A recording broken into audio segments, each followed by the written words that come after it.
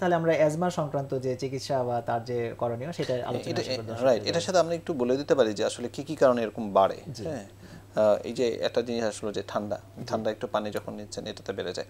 আর একটা কারণে বাড়ে যখন আমরা প্রচণ্ড ধুলাবালির মধ্যে যাই, হ্যাঁ এই সময়ের জন্য বাড়ে।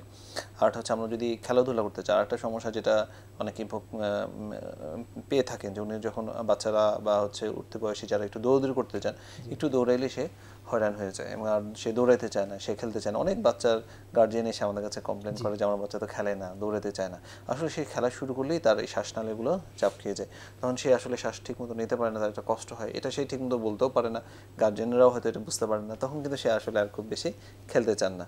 কিছু কিছু ওষুধ খেলেও কিন্তু আমাদের এই অ্যাজমা বেড়ে যায়। আমি অনেক রোগী পেয়েছি যারা অ্যাজমা রোগী, সাথে তাদের ব্যথার সমস্যা আছে। তো কিছু কিছু ব্যথার ওষুধ আছে যেগুলো খেলে কিন্তু অ্যাজমা বাড়ে।